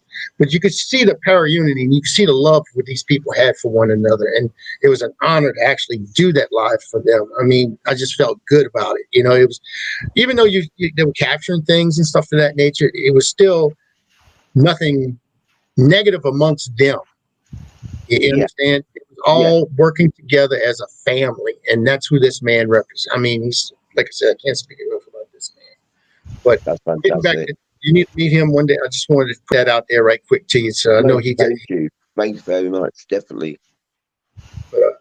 What would you? I'm sorry for interrupting you again. I mean, I keep interrupting. I see people come in and go on in this thing. And No, absolutely fine. But no, it's all about the weather-wise. And like us, like we had, well, I call it dandruff snow. You can still see the grass underneath.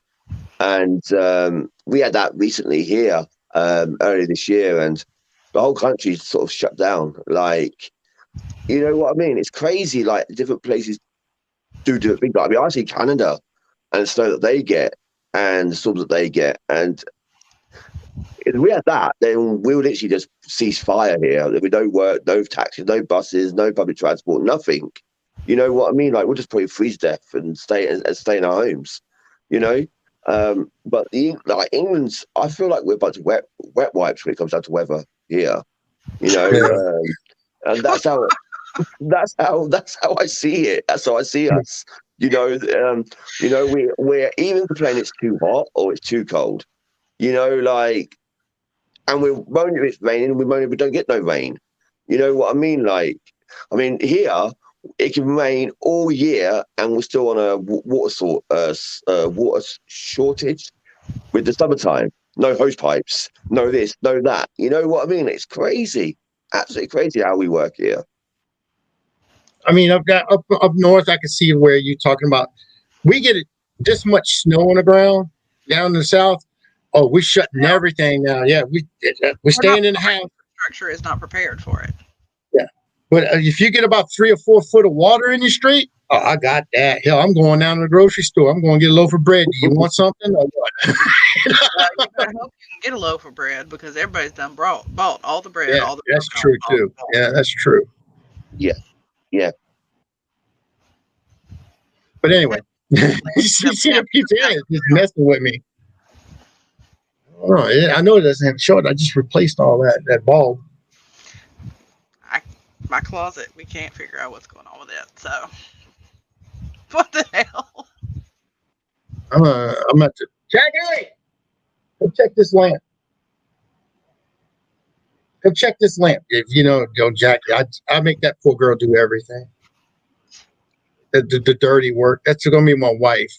And then less than 3 weeks. Yeah, bless you, man. Bless you. And when you hear me, that's one of the things I do. I yell her name, Jackie, on it. And it's one of those things. If you got to know how we react with one another, it's just one of those things. It's like with you and your wife. You're pretty sure y'all got your little quirks and how y'all. We bicker. The viewers love it because she comes across as the boss lady. She owns the team. Well, no, I own the team. And then, like, we have that little bicker, that little playful bickering, Banter. and people love Yeah. it, you know. Oh, yeah. And then my wife will give me a little tap on the head. You know what I mean? Like, calm down now. You know. Oh, not her. You gotta hear when we get in a vehicle when we're driving it. We did a live on almost 6. How long was that? 7-hour live, going to Kansas, and we started out and people were coming in on that show and they kept complimenting. Yeah, there it is. Jackie's going to, start your underwear. Yes, you will. But they said y'all ought to do your own show about driving. Just get in a car and go somewhere. And it's just what we go through in the vehicle. You're going too fast. You're going too slow. Put your lights on. No, don't put your lights on. Stay in this lane. And I mean, it's like, shut up. I'm gonna put you in the trunk before it's over with. But that's what we go through constantly. We got about 2 more minutes. Wayne, can you tell us where people can actually, your name of your shows, where they can find you? Of course, he's going to be here on a Prometheus Productions, but where can they find you if they were looking in the UK, and how they can search for you, like on Facebook or Twitter? Sure thing. Yeah, I'm on Facebook. My main platform is Facebook. So you type in Spirits Within Paranormal, it'll come up with my logo on Facebook. I'm also on TikTok recently. I'm trying to spread my wings on there a little bit and get to know people on there. It's like the same name, Spirits Within Paranormal on TikTok. And then you go on.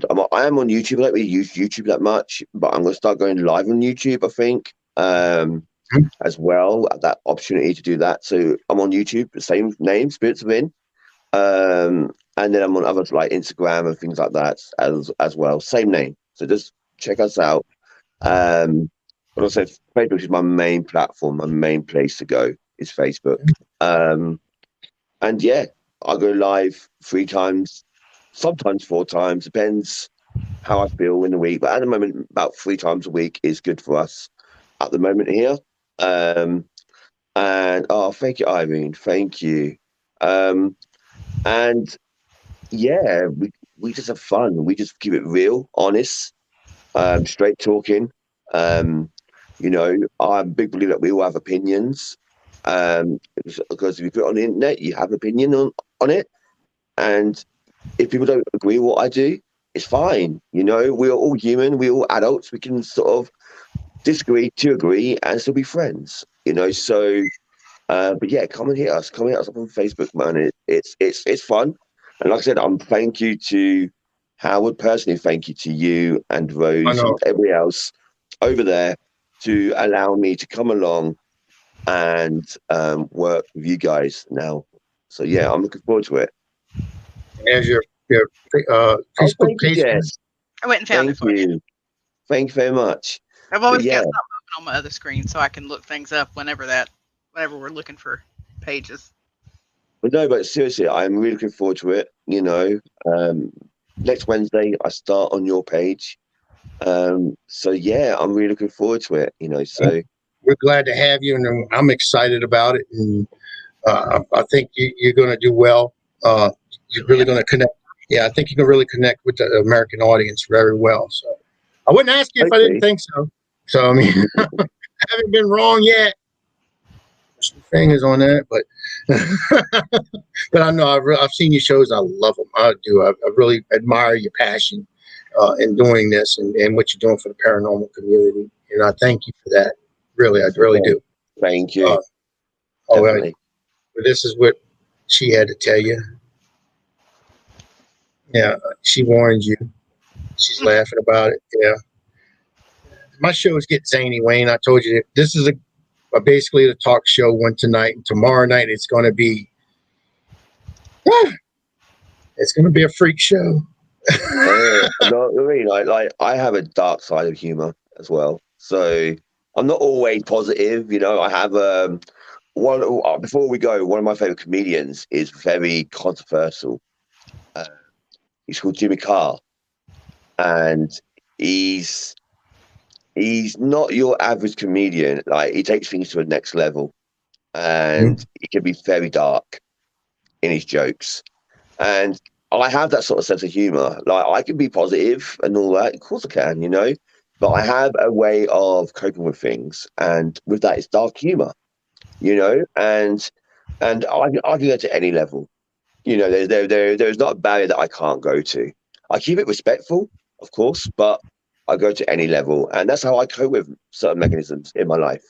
You know, we all got to have a good or bad side. You know, like a good Right. side and a naughty side. You know, you got to have that. You know, so just keep it real and keep it who you are. You know, That's keep why true. That's why Joanne's saying that. She's from Canada. She's from Canada, and yeah, Friday is calm. That's why she's laughing because she knows the what that's about. And then the corn and the greens. And we're not doing that kind of show this weekend. That's Friday, ladies. We're going to be doing a live stream with Jenny Sullivan from Ireland. So she's going to be doing a live. I think it's at Redwood Castle. I think it's Red something Castle. I can't remember what the name is. But we're going to be doing a live investigation there, and it's going to be just Jenny night. And then she's doing another one, I believe, Saturday night. And I'm doing an investigation. So there's going to be somebody else hosting that, taking care of that for us. So that'll be interesting. If you want to see that, it's going to be about this time in the morning, if not later. I think we start that one at 9:30. So whatever time it's where you at, that's going to be. It's about 4 in the morning. Where you at? Yeah, I'll probably be asleep, but I can watch back. Yeah, always watch the repeat. Oh yeah, I always do. And I always when I watch repeat, I'm saying I'm watching. And I put hashtag repeat. Yeah. So I always do that. So definitely, I can't wait. But like I said, I'm looking forward to see other people's works on your platform as well. And I would like to get to know more people, and that's why I'm doing it as well, to get to know more people and You'll meet a lot more. That's for sure. You'll meet a lot. Exactly. A lot of. Exactly. So with that being said, sorry. Yes. Sorry. Before we go, do you do your own shows? Do you do your own lives and stuff? Yes. Me? Oh, I thought you were saying yes, I do. Right. Okay. We have 3 shows. We have Cauldrons and Coffee on Wednesday mornings at 7 a.m. Central Time. Friday, we have Witchy Whims at 11 a.m. Central Time. And then Sunday nights, we have Unlocked and Uncensored at 11 p.m. Central Time. So Okay, so probably be a bit out of my time zone, but I will definitely watch back. And sometimes I am up till like 3-4 in the morning on TikTok and doing lives on there. So when I'm not doing my own lives on my page, so if I am, I'll just watch and try and catch you at some points. Of course, yeah, absolutely. Fantastic. The light just turned itself on. Oh, it turned. Oh.